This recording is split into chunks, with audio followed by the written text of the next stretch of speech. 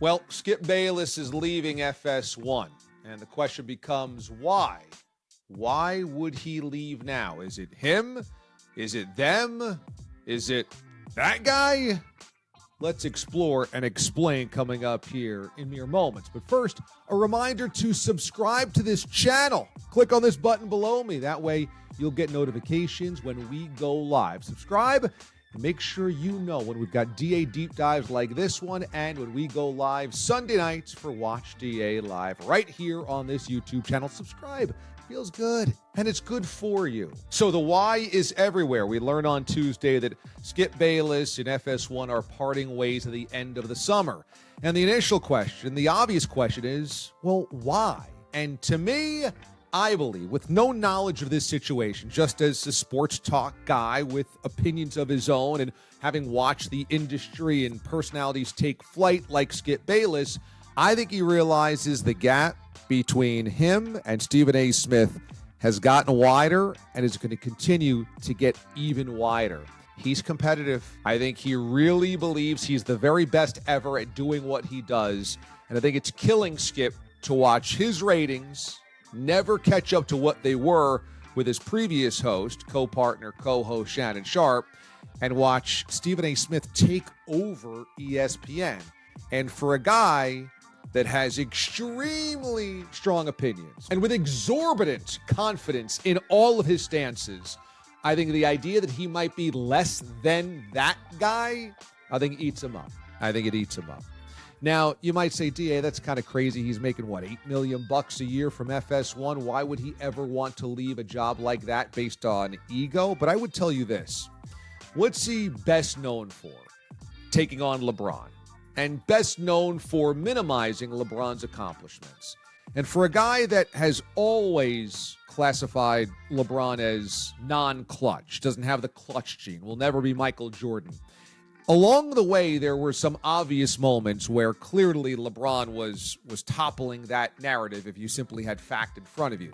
Take the 2016 NBA Finals, down 3-1 against the 73-win Warriors. All of those triple-doubles, the block, the win, the comeback, the championship for the city of Cleveland. At that point in time, really, LeBron should have basically muted that discussion forever, especially from Skip. But Skip would not give up the ghost. He still, to this day, how many more years later since that championship, is he still considering LeBron not clutch and needling every chance that he can? It's obvious that a guy like that who will never, ever, never acquiesce an inch on an argument would watch cohort, a peer, an equal / rival surge ahead with not only his ratings on First Take, his cultural relevance, his podcast that does very well, and every time he says something about maybe going into politics, people tend to listen. That this guy's so popular, brand so well known that he can weigh in on anything and people find him credible or interesting and a compelling figure. Skip's best days, his absolutely best days, are in two obvious chapters.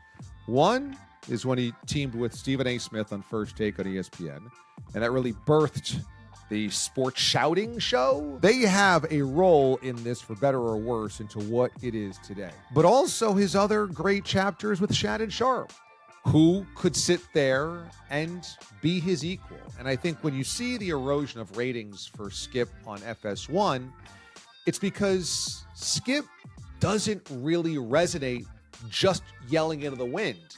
He resonates when somebody is there to push him, to prod him, to be his equal. And Shannon was that. And you look at the success that both Stephen A. Smith and Shannon Sharpe have had post Skip Bayless. That's got to eat him up. Because here is Stephen A., who's gotten bigger, grander, more grandiose, more significant since they parted ways. And you have Shannon Sharpe, who has significantly affected the podcast space. That chat with Cat Williams, that episode made the world talk. That's the secret sauce here, is that Skip is really interesting and he does what he does, but he's at his best when he has an equal.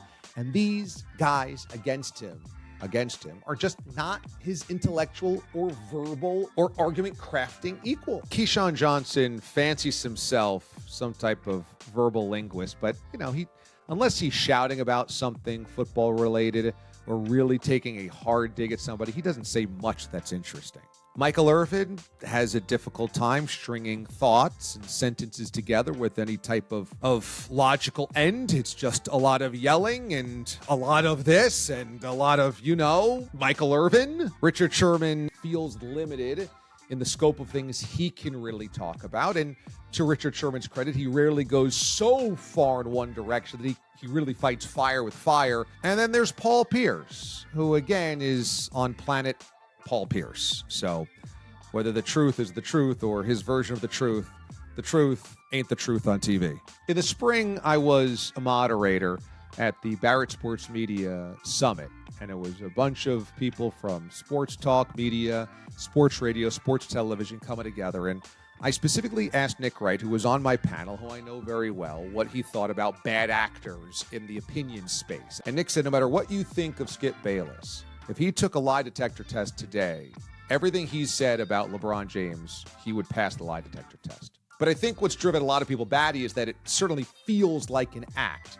And even though you've convinced yourself of it, perhaps, doesn't mean it's real, doesn't mean it's truth. I mean, let's face it, Roger Clemens and B12 shots, etc. These guys might say it so much, they turn out believing it. I think, though, the reason why Skip Bayless might be retiring from this thing, or at least walking away from FS1 where there's a scoreboard. There are ratings on the board of him versus Stephen A., him versus ESPN, or even just Undisputed versus other opinion shows on FS1.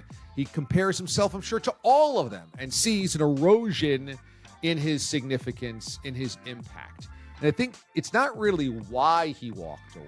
To me, the more interesting thing about Skip is that he walked away was news. And look, I have rarely agreed with a lot of Skip Bayless's sports opinions, but I absolutely respect Skip Bayless in this way. He made himself and his voice and his opinion significant, important, something that you wanted to hear, whether it was good or bad, very Howard Cosell-ian. And that's hard.